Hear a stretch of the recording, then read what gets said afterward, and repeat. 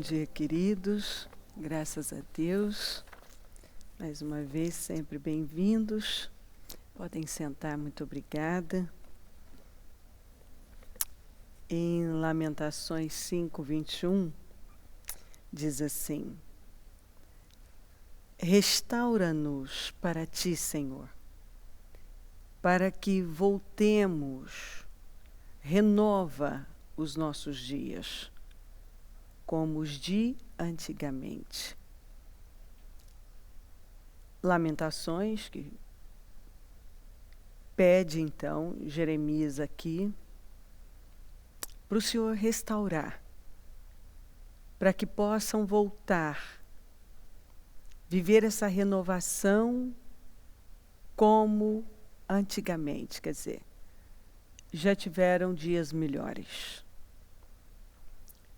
E agora ele estava buscando essa restauração porque as coisas não iam bem. Espiritualmente não era um bom período. Aí quando nós vamos para Ezequiel, nós vemos aqui: era o 5º dia do 4º mês do 30º ano, e eu estava entre os exilados, junto ao rio Quebar. Abriram-se os céus e eu tive visões de Deus. Quando nós falamos de Isaías, Jeremias, Ezequiel, esses 3 profetas, eles tiveram um chamado nada fácil, porque nós vemos ainda no caso de Ezequiel, o Senhor falando: você vai falar, mas esse povo não vai querer ouvir. Aí você não se intimida. Então nós vemos esses 3 profetas pregando para quem não queria ouvir. Eles tiveram um chamado, digamos, espinhoso, difícil. Eles pregavam, mas o próprio Deus avisou: eles não vão querer ouvir, mas vocês vão pregar do mesmo jeito. Eles não querem, eles não vão querer. Para Ezequiel, o Senhor diz: eu vou te colocar no meio de escorpiões.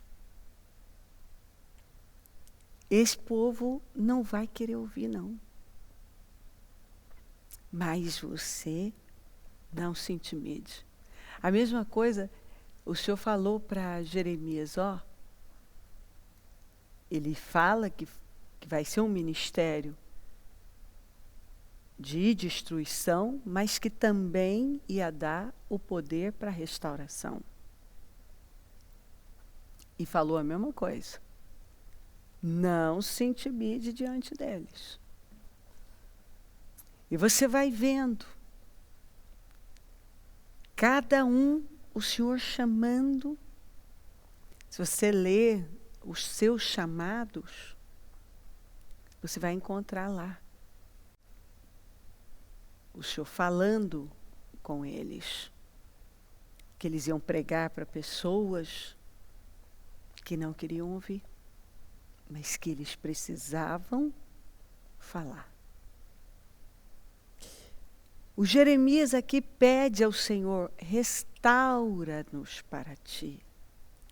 Eu ainda, meu filho falando que ele fez o culto, meu filho mais velho, do meio-dia, falando sobre a passagem de Daniel,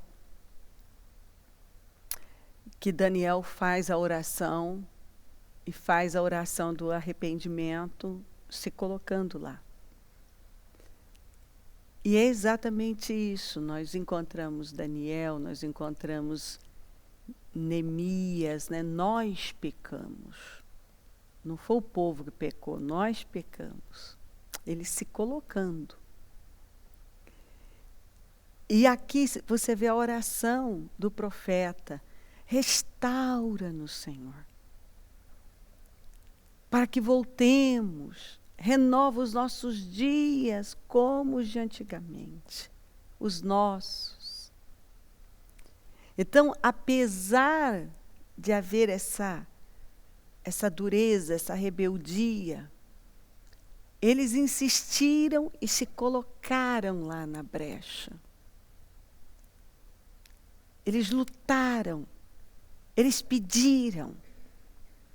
E o Ezequiel, que estava entre os exilados, ele não esteve na cidade da Babilônia junto, por exemplo, como Daniel, os 3 jovens, mas ele esteve também em um outro lugar, mais ali entre os exilados, não exatamente na Babilônia, onde esses ficaram. E junto ao rio Quebar, ele teve uma visão da glória de Deus. Então, aquilo você há de imaginar quando parece que tudo está perdido, e o Senhor vem no lugar mais inusitado, ali junto ao rio Quebar,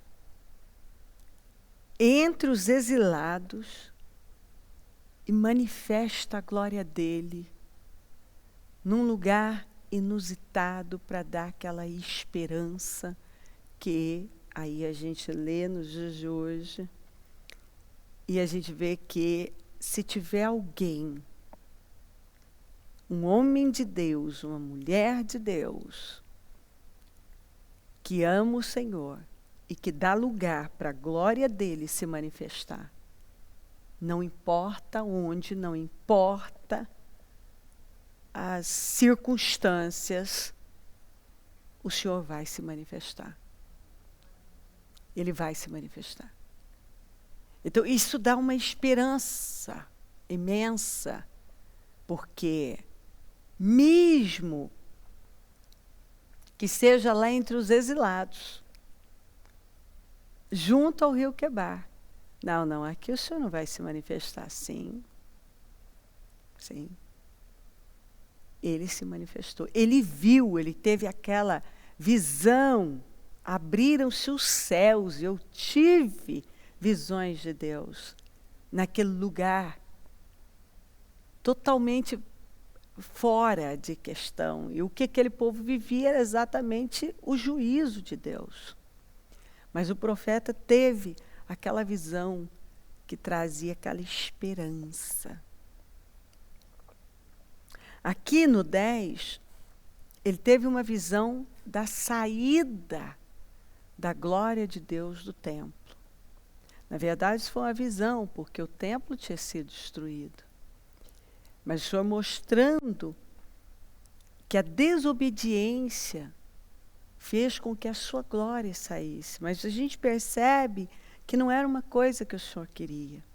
Então a gente lê: depois olhei e eis que no firmamento, que estava por cima da cabeça dos querubins, apareceu sobre eles como uma pedra de safira, como o aspecto da semelhança de um trono, e falou ao homem vestido de linho, dizendo: vai por entre as rodas até debaixo do querubim, e enche as mãos de brasas acesas entre os querubins, e espalha sobre a cidade.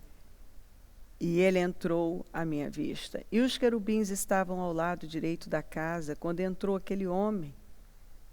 E uma nuvem encheu o átrio interior.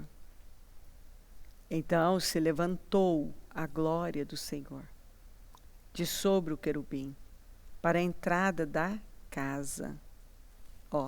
Ela foi até a entrada. Encheu-se a casa de uma nuvem, e o átrio se encheu do resplendor da glória do Senhor. E o estrondo das asas dos querubins se ouviu até o átrio exterior, como a voz do Todo-Poderoso quando fala. E sucedeu, pois, dando ele ordem ao homem vestido de linho, dizendo: toma fogo dentre as rodas. dentre os querubins, que entrou ele e se pôs junto às rodas. Então estendeu um querubim a mão de entre os querubins para o fogo que estava entre os querubins, e tirou e o pôs nas mãos do que estava vestido de linho, o qual o tomou e saiu. Até então tinha ficado aqui, ó, a entrada. E você vai ver nesse movimento, você vê que a glória foi se espalhando,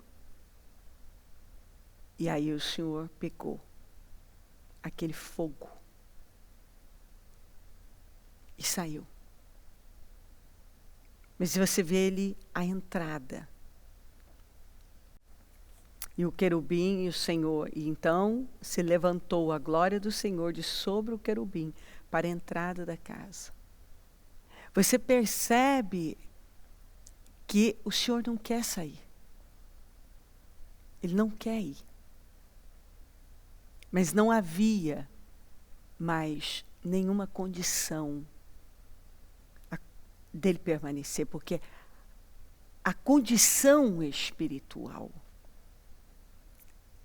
era tão precária, a distância de Deus, os pecados, as escolhas ruins, foram afastando o Senhor. E chegou um ponto de que a glória do Senhor, a unção do Senhor, aquele fogo, a presença dele, saiu de dentro do templo. Eu fico imaginando, porque nós somos o templo do Espírito Santo. E o Espírito Santo, quando você crê em Jesus, passa a habitar em nós. Não apenas estar, mas habitar mesmo. Habitar, morar em nós. E quando a pessoa vai, e a Bíblia fala, não entristeçais o Espírito Santo, ela vai fazendo escolhas contrárias, aquilo vai causando um impacto, entristece o Espírito Santo. E a presença dele, ele que é santo não pode suportar. Tanto que a Bíblia diz que ele tem ciúme de nós. E ele não pode suportar um lugar onde a pessoa diz que quer a presença dele, mas as obras, as escolhas dela falam o contrário. Aqui as escolhas eram terríveis. Tanto que chegou num ponto que a glória do Senhor se retirou. Não havia mais lugar para a presença dele ali. Você vê que coisa triste. Quando eu leio essa passagem e eu vejo o Senhor ali parado à entrada da casa. É exatamente essa sensação de quem não quer ir, mas não há mais lugar para ele lá. Então, isso me faz pensar demais. Ele não quer ir, mas não há mais lugar para ele ali. O Senhor não quer nos deixar, mas muitas vezes o que nós falamos com as nossas escolhas é: não há mais espaço para o Senhor. Ele não quer ir, mas as nossas escolhas, aquilo que nós alimentamos e trazemos para a nossa vida, acaba fazendo isso, né? Expulsando a presença de Deus da nossa vida. Ele quer se manifestar, mas ele não pode, porque ele é santo. Ele é santo. E é por isso que nós não vivemos, eu ainda falei, acho que terça-feira, de um livro que eu li, há muitos anos, de um autor chamado T.L. Osborne, e ele fazia esse desabafo, né, e contava a respeito do ministério dele, que ele chegou num ponto de não se sentir útil mais na América. Porque ele pregava e os milagres lá não aconteciam. Ele ia para a Índia, ele ia para a África, e as coisas mais estrondosas aconteciam.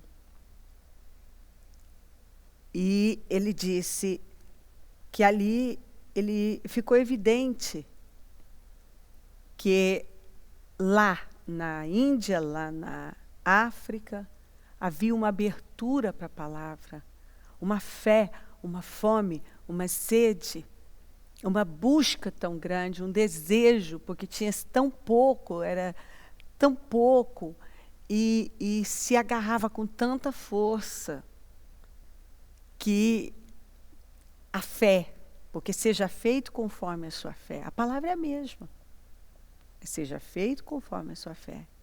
Aí ele voltava para a América, ele pregava, e não acontecia as mesmas coisas.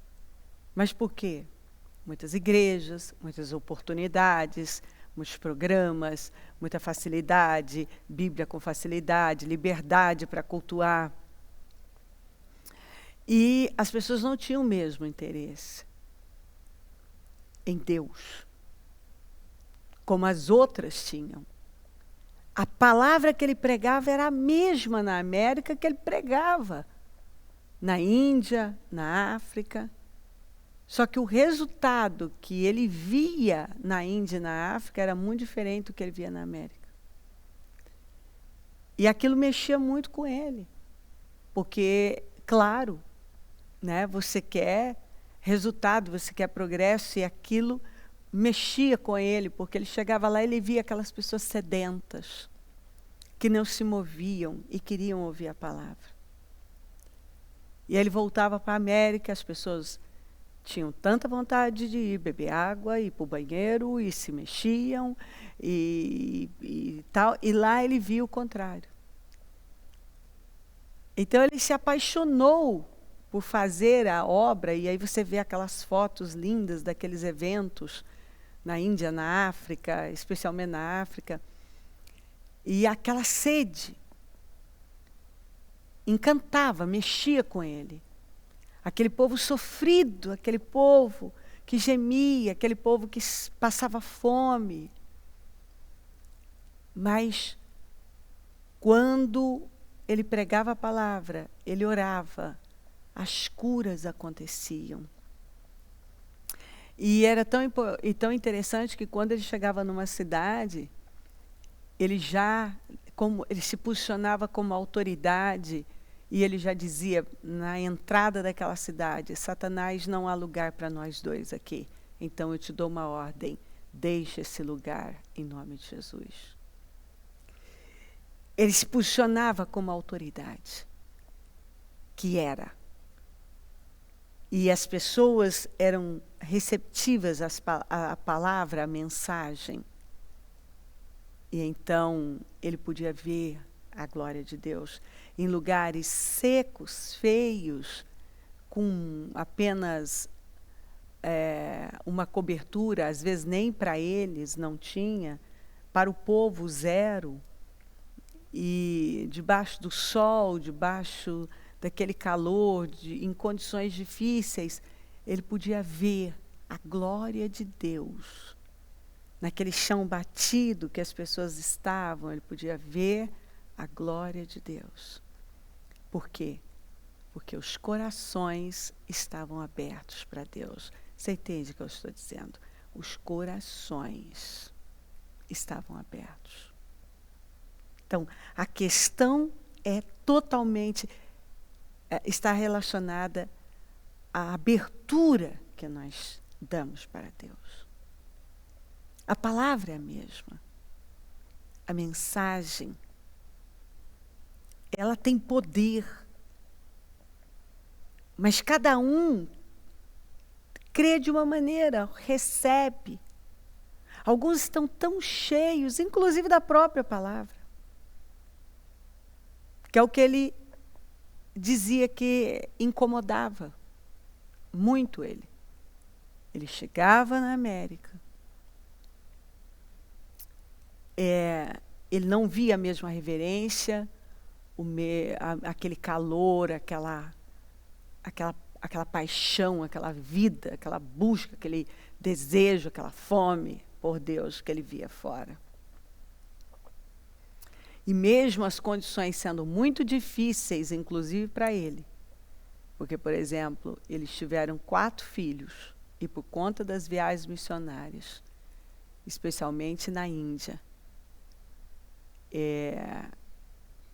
eles perderam 3 dos filhos deles, ficando apenas com uma filha. 2 foram pequenos. Eu não lembro qual foi agora, não me lembro nesse detalhe, mas foi por conta das viagens, especialmente para a Índia. As condições não eram boas para um missionário. E as crianças sentiam muito, e aquilo certamente, as condições afetaram a saúde e tal, porque isso acontece muito. E eles ficaram apenas com uma filha. Os outros 3 faleceram. 2 pequenos, um mais velho, que eu também não lembro esses detalhes, mas o ponto foi fazendo a obra. E isso aconteceu, mas não alterou o amor deles por Jesus, e nem os fizeram, ele e a esposa, pararem de pregar a palavra. Eles continuaram enfrentando as dificuldades por conta daquela fome, aquela sede, o quanto aquelas pessoas clamavam para que a palavra continuasse sendo pregada. Essas coisas são muito impactantes, essas histórias. Esse evangelho puro, esses corações puros, sinceros. Eu penso que a gente está num momento que é preciso parar.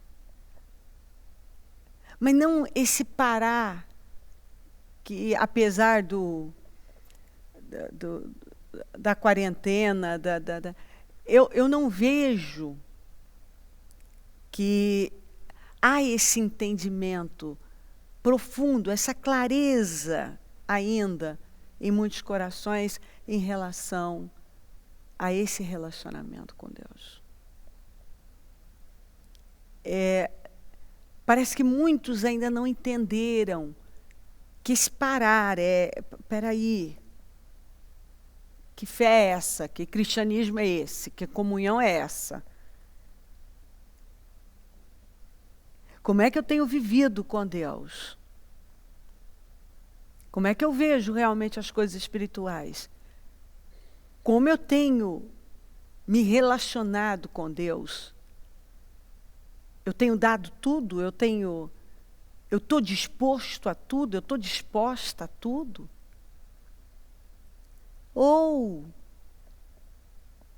não, eu estou cumprindo com protocolos e não há sacrifícios. E quando eu falo sacrifícios, eu estou falando desse sacrifício pessoal de cada um. Esse negue-se a si mesmo, esse pega a sua cruz e siga-me, esse caminho estreito, esse perder a sua vida para poder encontrá-la. Sabe, amar a Cristo é andar com Cristo, independente das circunstâncias. E não se cansar, não se enfadar dele, como algumas vezes você encontra profetas entregando a palavra para o povo. E falando isso, esse povo está enfadado de mim. Você encontra na Bíblia essa frase: esse povo está enfadado de mim. E aí você vai ver a condição em que esse enfado levou as pessoas, quando elas deram lugar a esse enfado, a sofrimento, porque a distância de Deus não vai nos fazer bem. Mas uma fé que não tem entrega, que não tem renúncia, não vai servir de nada. Uma fé que não se rende, que não sangra,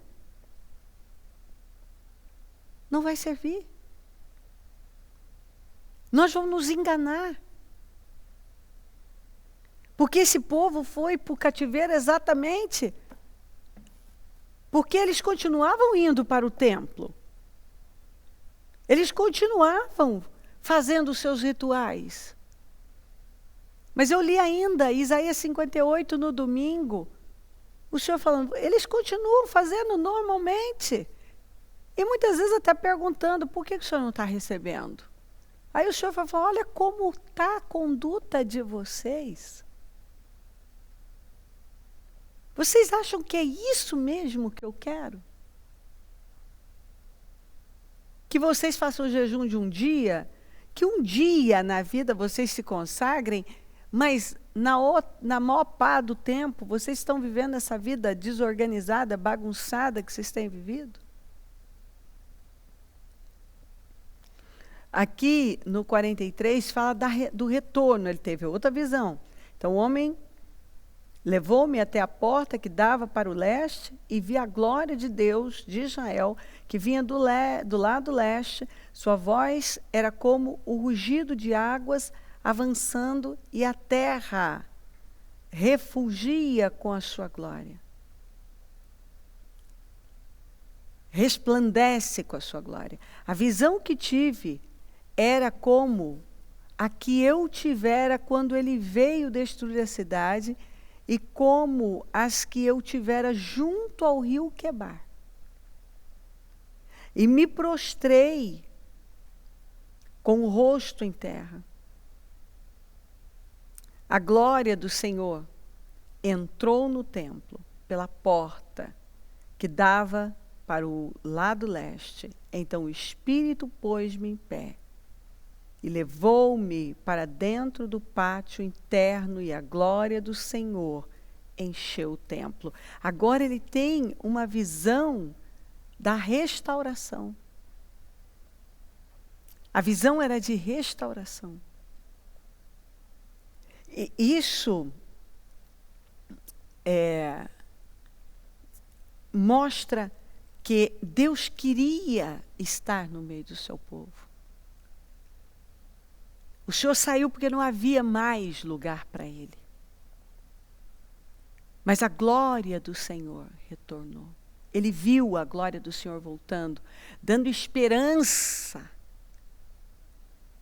O Senhor deixando claro que era o que ele queria fazer. Ele viu da mesma maneira que ele viu lá no rio Quebar. Naquele lugar inusitado, a glória do Senhor se manifestou lá.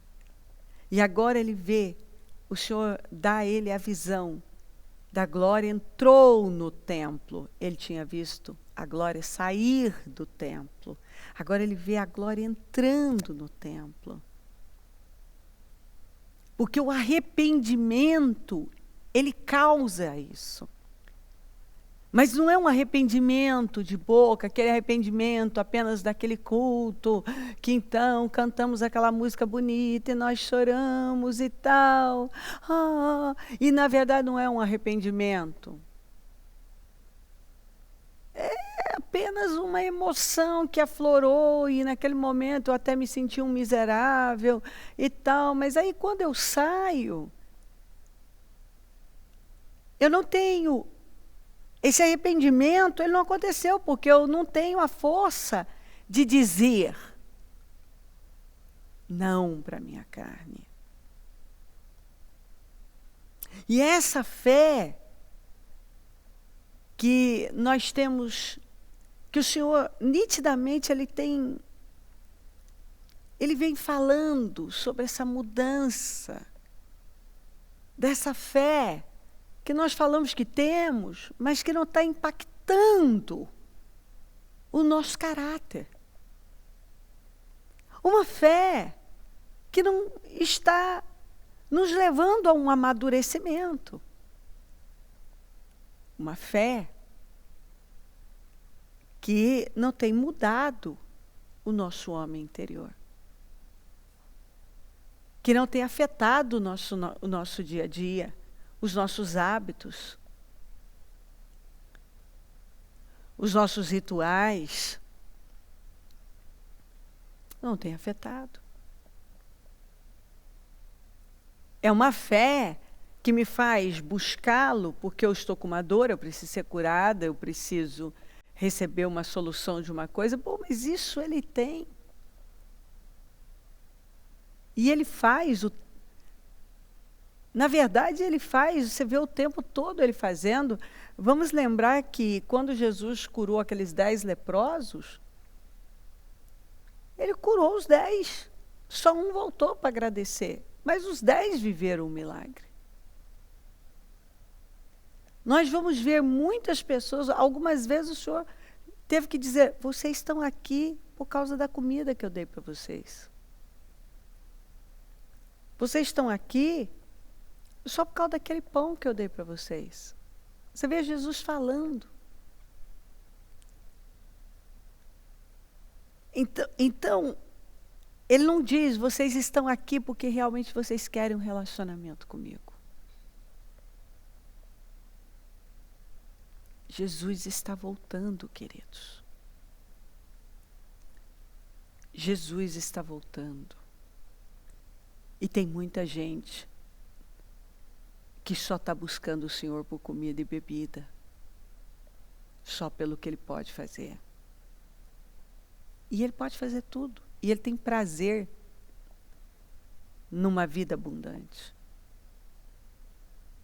Mas essa vida abundante é resultado de um relacionamento abundante. E o Senhor tem nos chamado para esse arrependimento. É genuíno, verdadeiro, quebrantador, transformador. Aquilo que realmente muda o meu caráter.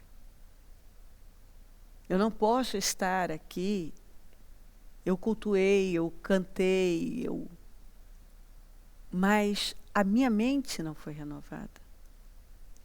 O meu coração continua alimentando as mesmas coisas de sempre. Eu não sei botar um ponto final em coisas que eu sei que são prejudiciais para a minha vida. Até hoje, essa fé que eu digo que eu pratico não me deu o poder, apesar de eu ter esse poder, eu não tenho poder para dizer para a minha carne, não. Você não vai ver isso, você não vai assistir isso, você não vai para esse canto, você não vai fazer isso aqui. Não. Não. Porque se essa fé que nós praticamos não é capaz de mudar tudo que precisa ser mudado aqui, e eu não tenho força para dizer não para várias coisas, então, que fé nós estamos praticando?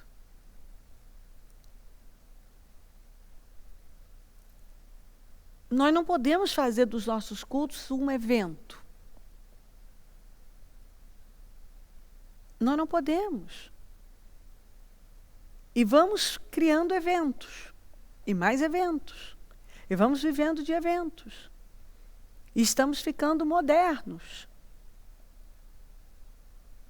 E você vai vendo mais eventos, e mais modernidade.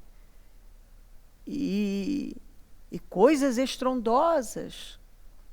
Nossos painéis gigantescos. Esse até que não é grande, não, mas tem uns que tomam quase... São gigantes.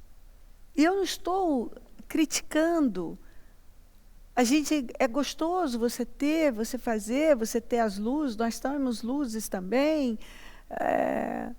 A igreja está bonita. Não estou dizendo isso, estou dizendo que não pode ficar nisso.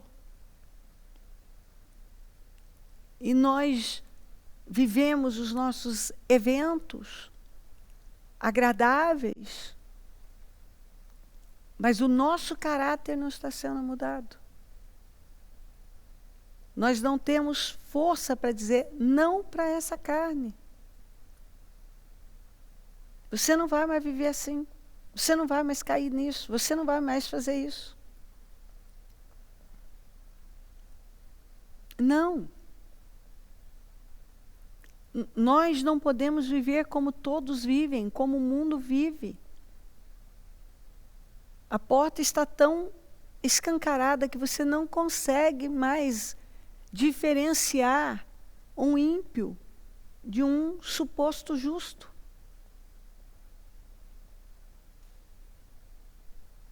E o que é pior, rebaixaram tanto a graça que qualquer coisa que você fala,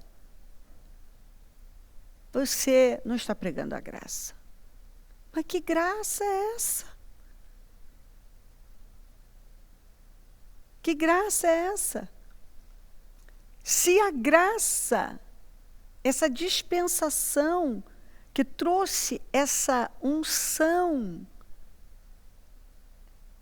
esse favor, exatamente para nos ajudar num padrão bem mais alto a cumprir, a viver. É através da fé. Mas exige o meu esforço. Mas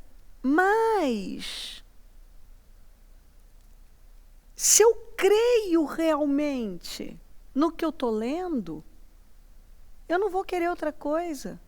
Eu vou querer isso.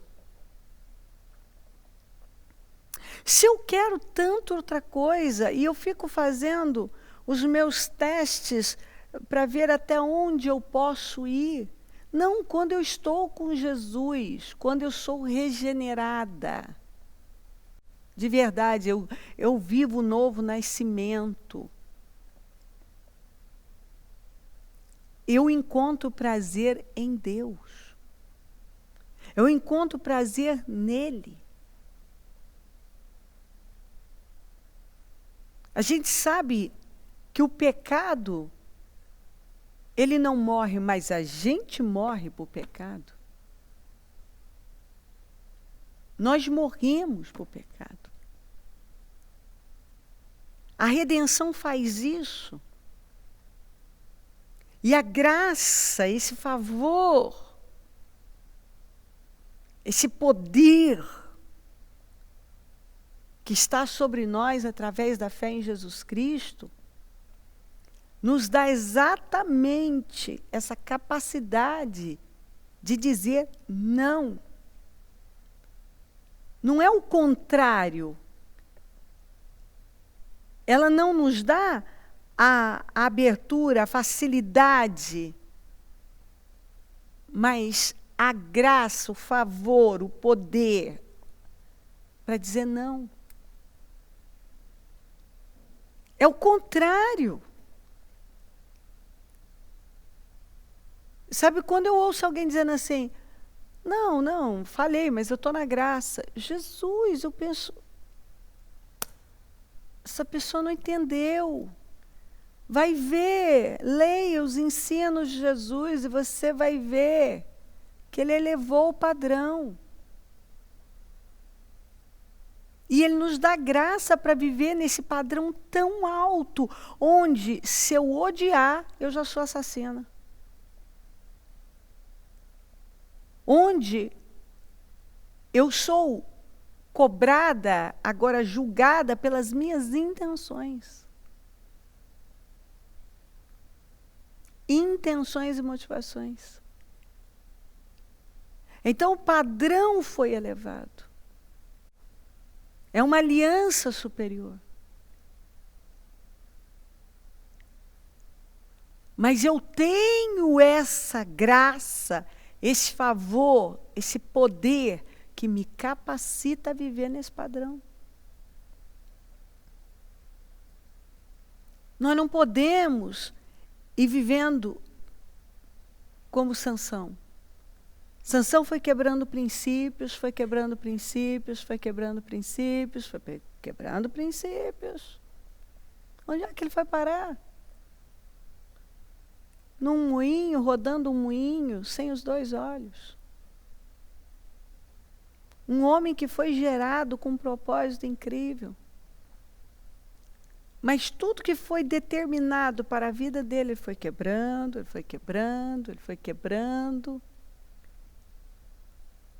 E aquilo, uma hora, você vê que, para mim, tem uma frase sobre a história de Sansão que me estremece, que me faz chorar e pedir pelo amor. Ó Senhor, por amor de Jesus, meu Deus, nunca deixe isso acontecer comigo. Essa é uma frase para mim, que ele foi brincando, brincando, brincando, e aí quando ele contou o segredo para Dalila, e que ele dormiu no colo dela, era um sono mesmo do mal. Porque que sono é esse? Que ela vieram, cortaram o cabelo dele. E aí ela disse, Sansão, de novo, depois de tantas vezes ter dito a mesma coisa, e ele ficou lá brincando, vendo. A Bíblia diz que ele estava em tempo de morrer com aquela situação e não fazia nada. Pela sua fraqueza emocional, porque ele foi quebrando princípios, você vê que aquilo feriu a Deus. E aí, quando eles cortaram com ele aquele sono profundo, a Bíblia diz que o Espírito de Deus se retirou dele. E aí ela gritou, Sansão, olha os filisteus. E ele se levantou e disse, na cabeça dele, que ia ser como das outras vezes. Mas olha essa frase. Mas não sabia que o Espírito do Senhor o havia deixado.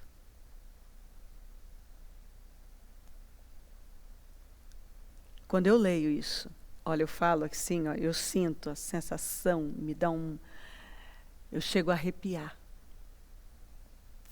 Não sabia que o Espírito do Senhor o havia deixado. Sairei. Mas ela chamou Sansão, os filisteus o estão atacando. Ele acordou do sono e pensou, sairei como antes e me livrarei. Mas não sabia que o Senhor o tinha deixado. Como que ele não sabia? Então ele nem percebia mais a presença do Espírito Santo, tanto que ele nem percebeu a saída do Espírito Santo.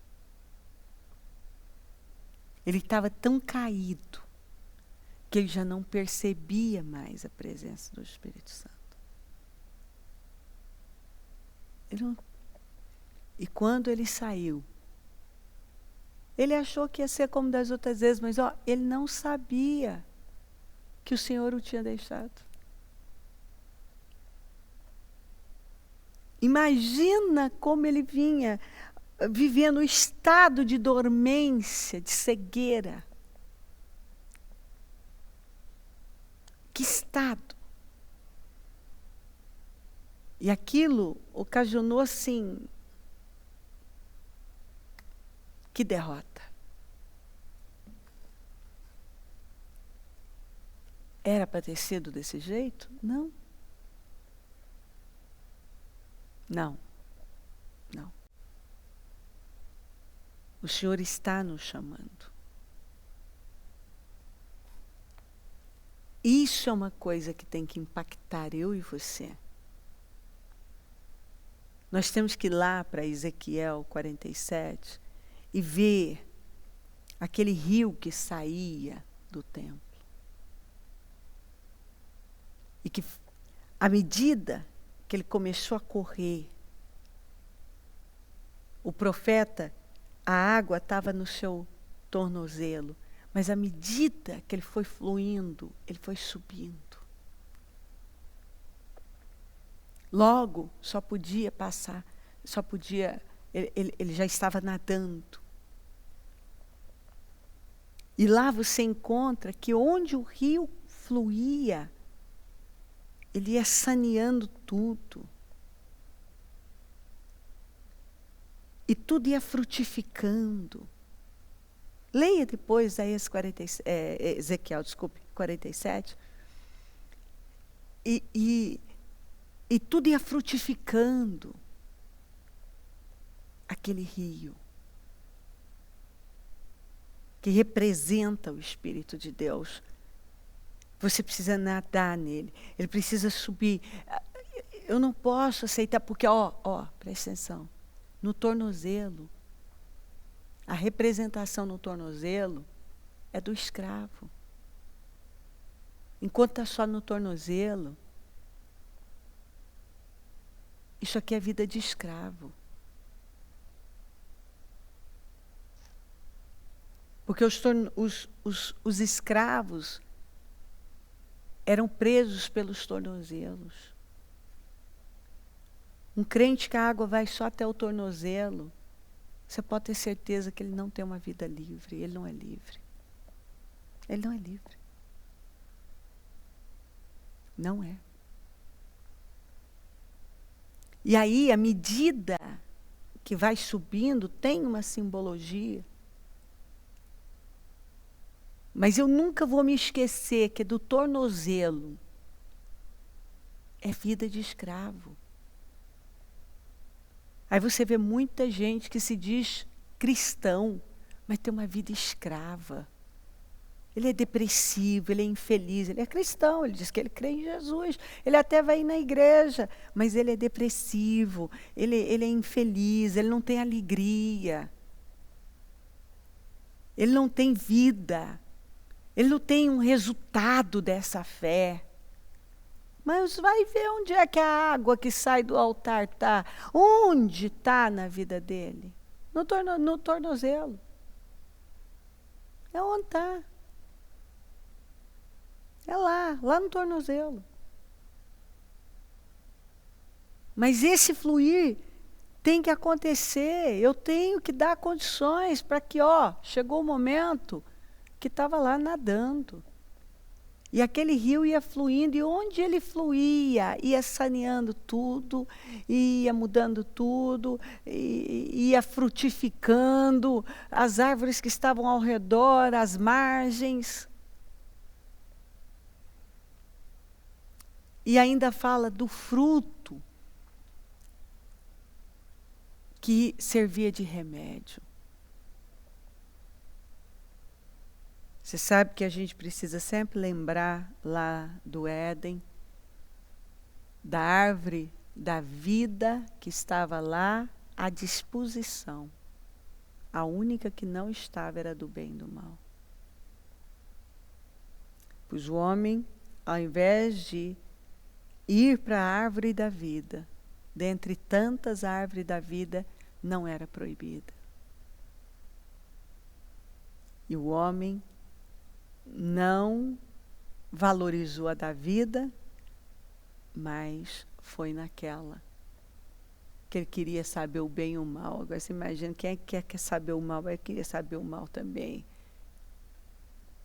Ele foi em busca de um conhecimento, de uma racionalização que ele não precisava. Ele foi em busca de coisas que ele não precisava. Mas foi o que ele cobiçou. E muitas vezes eu vejo cristãos indo em busca de coisas que não precisam.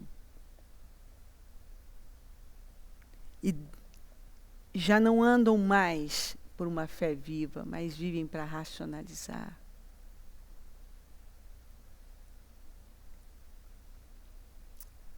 Nesta madrugada, vamos agora orar. E nós vamos pedir exatamente aqui o que Jeremias pediu. Restaura-nos para ti, Senhor. para que voltemos. Nós vamos voltar. Renova os nossos dias como os de antigamente. Renova, Senhor.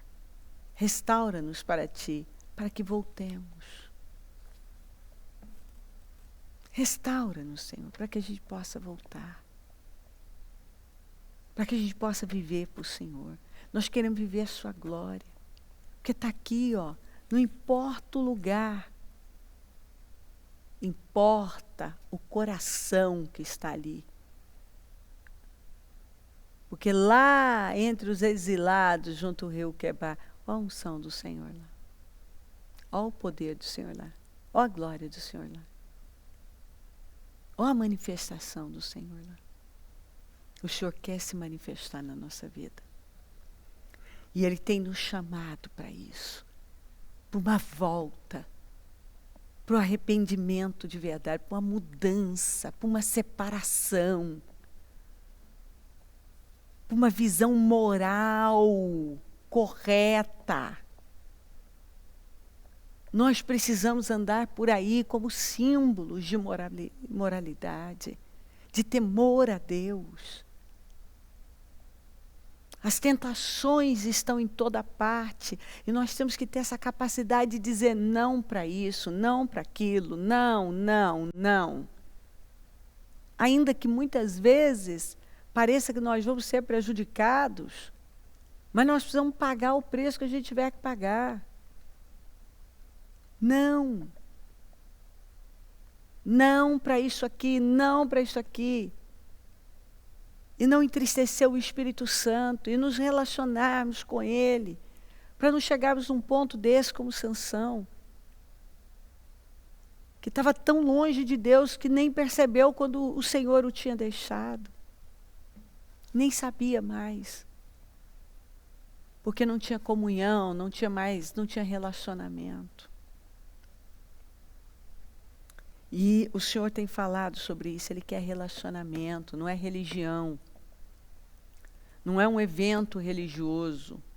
Não é fazer do culto um evento.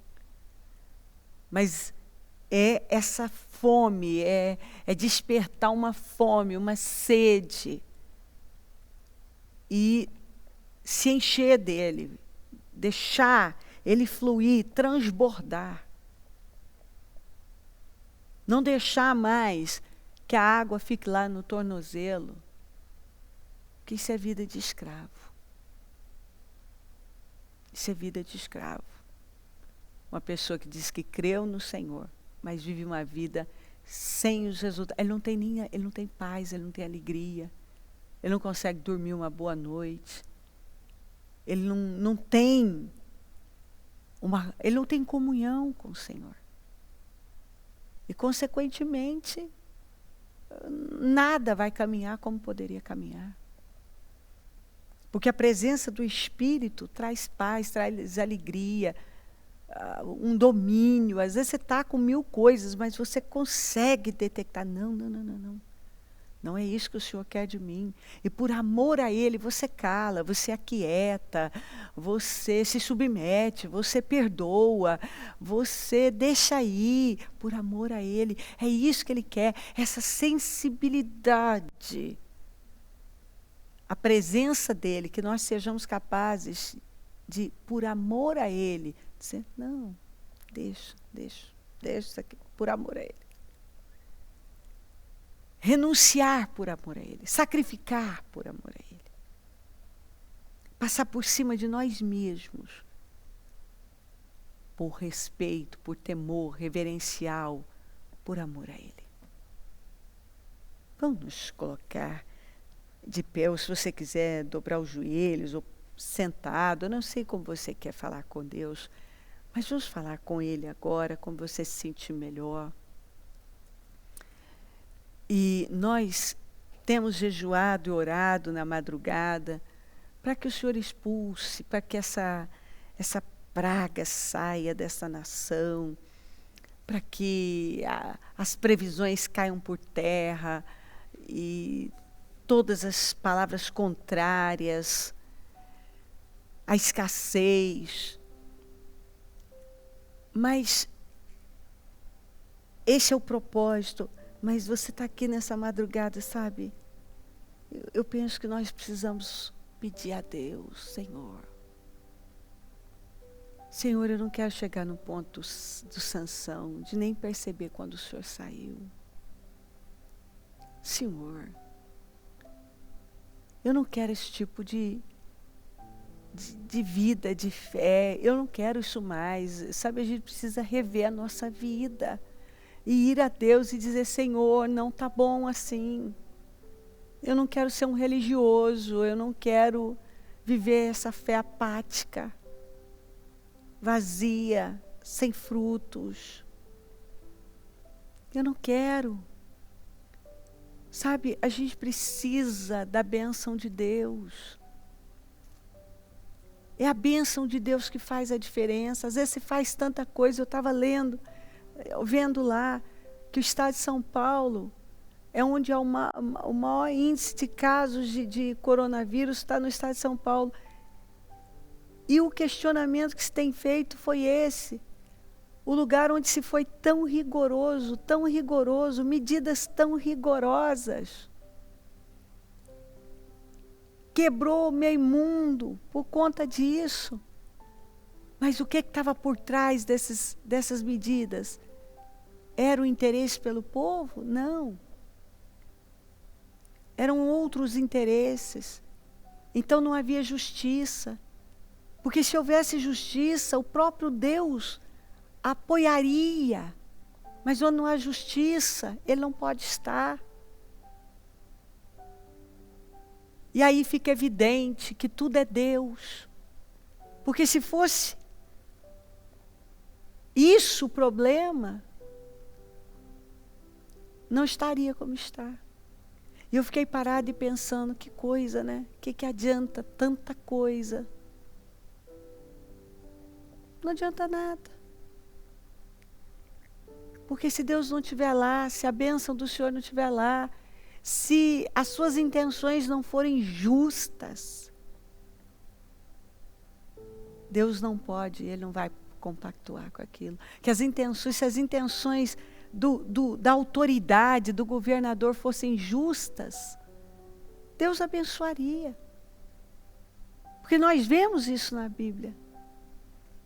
Independente da fé dele, o Senhor abençoaria. Mas Ele permite isso para desmontar mesmo, para dizer, está vendo? Eu não opero na injustiça. Você fez do teu jeito, com as suas intenções, quebrou a cara, passou vergonha, está passando, porque não adiantou de nada. Então, quanto mais eu vivo, eu vejo, as pessoas podem ignorar Deus, mas ainda assim elas estão debaixo das leis dele. E que ninguém pode medir forças com elas. Aleluia. Não pode. Ó Espírito Santo, como eu te amo. E podemos estar fisicamente cansados, mas o nosso espírito se sente tão forte, tão feliz. Não está frustrado. Nós temos paz. Nós estamos no caminho certo. Nós estamos no caminho certo. Eu quero te agradecer de todo o meu coração. E eu quero te pedir nesse altar, nos ajuda a te servir. Nos ajuda a andar com o Senhor. Nós somos falhos. Nós temos pecado. Nós entristecemos a tua face, o teu coração.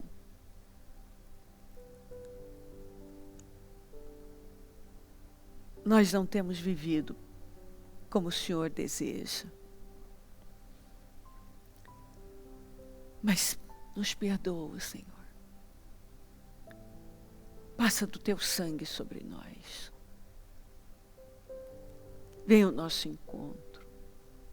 Se revela a nós.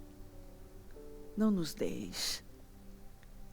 Nós precisamos da tua manifestação na nossa vida. Nós precisamos da tua unção na nossa vida.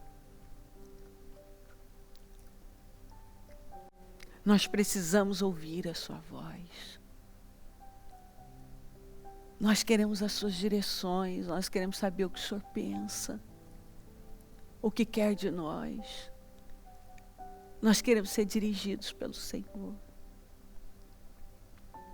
Sabemos que vivemos a última hora. A qualquer momento, a trombeta pode soar. Senhor, nós não podemos ficar de fora. Senhor, nos ajuda nessa caminhada. Eu oro por quebrantamento. Não existe arrependimento sem o Senhor, Espírito Santo. Só o Senhor pode nos ajudar nisso. Eu oro pedindo ajuda. Que os corações sejam quebrantados. Que os corações sejam mudados. Que vidas sejam profundamente tocadas. Que uma volta aconteça de verdade. Não uma euforia. Não falas para impressionar. Mas a verdade, Senhor. A verdade. Muitos têm vivido apáticos, inertes, mornos. Não se quebrantam. A palavra não fala mais, não toca. Surdos. Não dão atenção. Não estão dando crédito. Não há fome, não há sede, não há um anseio. Não há um desejo profundo pelo Senhor. Mas eu oro pedindo desperta. Desperta esse amor, desperta essa fome, essa sede. Desperta, Senhor. Desperta. Nos perdoa, nos cubra com teu sangue, nos lava, nos purifica, nos ajuda nessa purificação, nessa santificação. Santifica-nos, ó Pai, santifica-nos, ó Pai, santifica a nossa mente, os nossos olhos, os nossos ouvidos, a nossa boca, o nosso coração, santifica o nosso homem interior, santifica-nos, ó Pai, nos dá a visão certa da Tua vontade, do Teu Evangelho, nos dá o entendimento, nos dá a clareza, nos dá a profundidade, nos ajuda a amadurecer, a progredir nesta fé. Nós não queremos mais ser meninos, nós não queremos mais uma fé inconstante, nós não queremos mais a porta larga, nós não queremos mais uma vida hedonista. Não, nós, Senhor, entendemos que é preciso a cruz, é preciso negar-se a si mesmo, é preciso matar a carne tem que morrer, é preciso vencer a carne, é preciso dizer não para si mesmo, dizer não para suas vontades, é preciso cair de joelhos diante do Senhor, é preciso um quebrantamento profundo, um espírito humilde, um desejo verdadeiro de se submeter ao Senhor, uma capacidade de dizer não a tudo, por amor ao Senhor, ó meu Pai. É tão forte. Saber que o Senhor está sempre presente e sempre de braços abertos para nos receber, que o Senhor nos ama, que o Senhor nos quer. Mas muitas vezes somos nós que não queremos. Falamos que queremos, mas na prática mostramos que não queremos. Trocamos o Senhor por conta de um pequeno prazer, uma pequena proposta, uma vantagem aqui e ali. Ó Senhor, quando o arrebatamento da igreja acontecer, tudo que tem sido tão pesado, tão difícil para muitos, vai ser visto como nada. Nada. Vai ser um desespero tão grande. O desespero vai tomar conta dos corações. Um pânico, um desespero. E quantos que vão refletir aquilo que não quiseram refletir antes? Que negaram o Senhor por conta de coisas tão tolas. Fracassaram por causa de coisas tão tolas. Não nos deixa fracassar. Tem misericórdia de nós, da nossa casa, da nossa família, dos nossos filhos. Não nos deixa fracassar, não nos deixa fracassar, nos ajuda. Não nos deixa fracassar na fé. Porque muitos os que ficarem, os que fracassarem, vão ver que poderiam ter dito não para coisas banais, mas que foram tão importantes naquele momento mais do que o Senhor. Sexo, vícios, pornografia. Às vezes um relacionamento por conta de sentimentos, ódio, amargura, dinheiro. Quantos que quebram aliança com o Senhor por conta de propostas. Oh, meu Deus. Oh, Senhor, nós deveríamos ser símbolos da Tua presença, do temor, da moralidade, em todo lugar. E não temos sido. Muitas vezes um funcionário crente, ímpio, não se pode ver a diferença. Um vizinho crente, um ímpio, não se vê a diferença. Um motorista crente, um motorista ímpio, não se vê a diferença.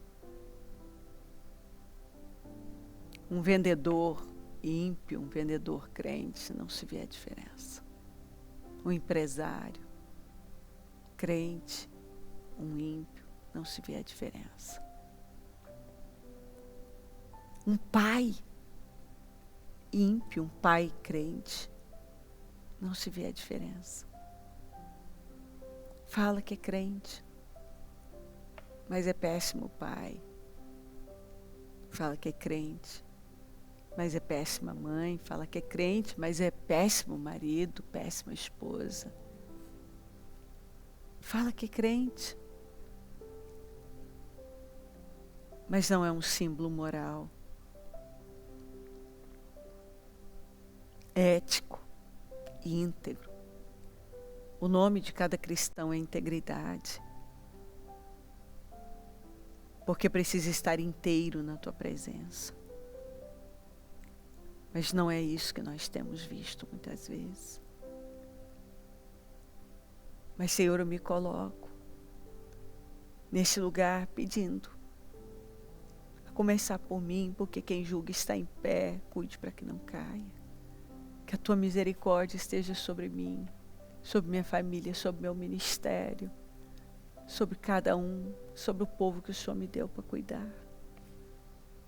E que o Senhor venha abençoar cada pessoa representada por essas pastas, por esses pedidos que estão aqui, por esses documentos, por tudo que está aqui nesse altar.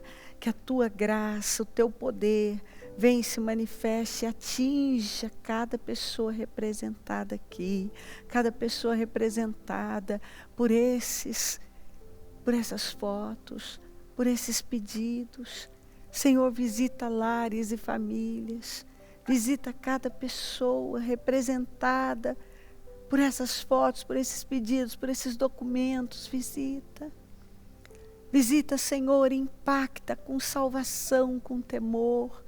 Visita os lares e que todos estejam sendo impactados com grande temor. Com temor, temor, temor, Senhor, temor. Senhor, com temor, que um temor reverencial tome os corações. Cada vida que está aqui comigo na madrugada, que está nas igrejas, os líderes que sejam impactados com temor, Senhor, que os líderes não envergonhem, porque nós vivemos um tempo onde há uma carência de homens de Deus, de verdade, de mulheres que servem ao Senhor de forma sacrificial. Senhor, eu te peço dentro do Ministério Mudança de Vida, eu sei, meu Pai, ainda não está como deve estar, Senhor. Senhor, eu não quero lideranças que não temem reverencialmente o Senhor.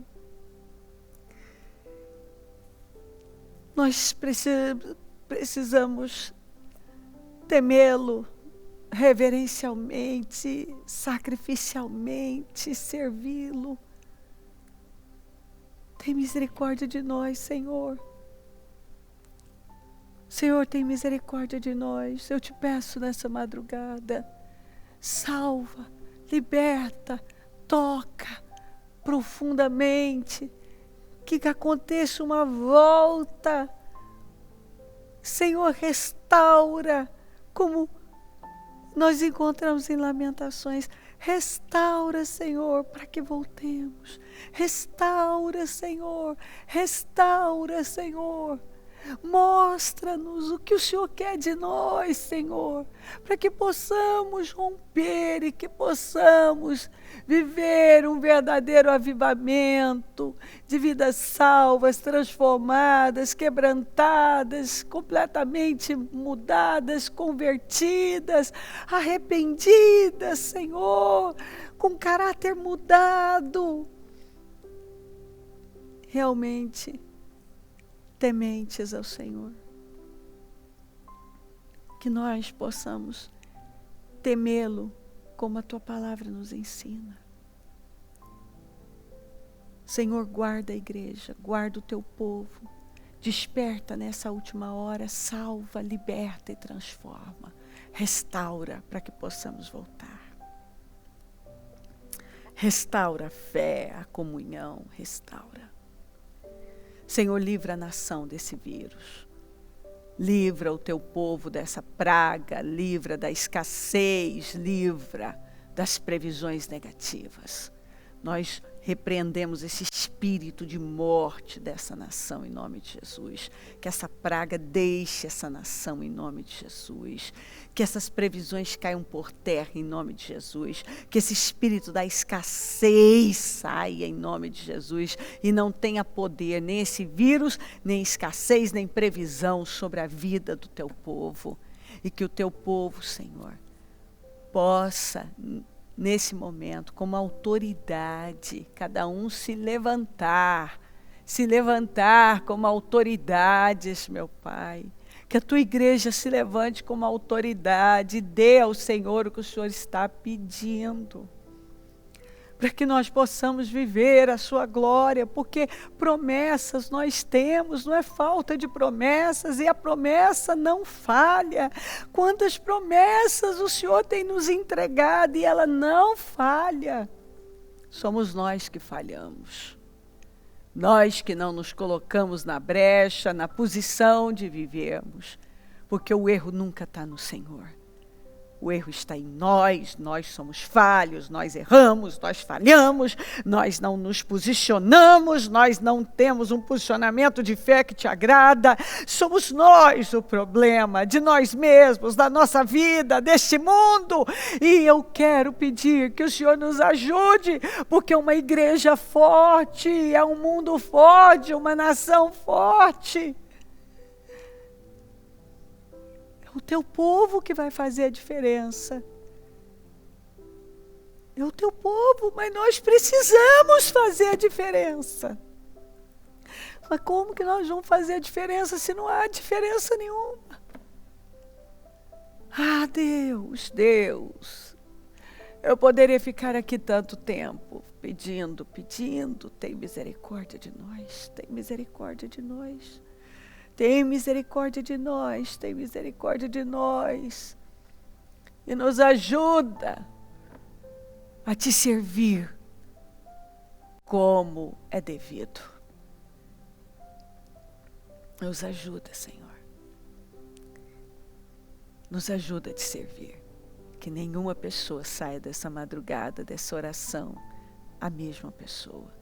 Que nenhum consiga viver do mesmo jeito. Que nenhum consiga, mas que, Senhor, que vidas percam sono pelo impacto do temor do Senhor. Que o temor do Senhor venha nos constranger, que o temor do Senhor venha nos mover, que o temor do Senhor venha nos levantar, que o temor venha nos despertar profundamente. O temor, Senhor, o temor faz a diferença. E o que eu vejo que o que tem faltado é temor. Não tem faltado culto, palavra, eventos. Não tem faltado. Tem faltado temor. Palavra tem, eventos tem, música tem, a música é boa. Os eventos. Mas não tem temor. E eu peço, nós não podemos viver sem temor. Tem misericórdia de nós. Eu preciso do temor do Senhor. Eu preciso que a igreja tenha o temor do Senhor. Eu quero a minha casa tomada de temor. Os corações tomados de temor reverencial. Um temor reverencial. Temor reverencial. Continue falando, Espírito Santo. Tocando profundamente. E onde o som da minha voz estiver chegando nessa madrugada, eu amo os que me buscam na madrugada me acharão. Nós pedimos uma igreja forte. E para a igreja ser forte, ela precisa temer ao Senhor. Ela precisa ter um estilo de vida que glorifique o teu nome. Ela precisa viver para a sua glória. Ela precisa ser diferente. Porque todos que servem o Senhor, que creem no Senhor, receberam a sua marca. Esse selo que é o Senhor Espírito Santo. Nós fomos selados. Nós não podemos viver de qualquer maneira. Chega de entristecer o Senhor Espírito Santo. Faça uma obra aqui. Nesta madrugada, eu não sei quantos estão nesse espírito agora, mas que nenhuma pessoa consiga mais viver do mesmo jeito. Eu saio daqui diferente, melhor, por um lado melhor, por outro. Eu vejo o quanto a gente tem que avançar. Isso então vai nos constrangendo e vai nos tirando do lugarzinho comum, confortável. Não pode ser confortável para a nossa carne. Tem que estar confortável para o nosso espírito. Nós estamos muito confortáveis com tudo que está acontecendo aí fora. Já está ficando comum. Já não estamos nos assombrando mais. Não estamos mais escandalizados com muitas coisas. Porque a gente começa a se acostumar. Mas o nosso espírito tem que estar confortável, mas a nossa carne totalmente desconfortável. Nós não podemos deixar nossa carne confortável mais. Nós não podemos nos sentir à vontade com as coisas que estão acontecendo nesse mundo. Ah, Deus, eu te amo, Senhor. Nós te amamos. Cuida de cada um. E que todos nós possamos viver num outro nível, num outro padrão a partir de agora. Que essas decisões tenham sido tomadas. Vamos andar em temor. Um temor reverencial. Eu agradeço por tudo, peço a tua bênção, dou a minha bênção. Eu peço que o Senhor continue conosco nesse trabalho, no nosso jejum. E que o Senhor venha até nós, que essa glória se manifeste na nossa vida e nós possamos desfrutar do seu poder. Muito obrigada, amém. Amém, amém.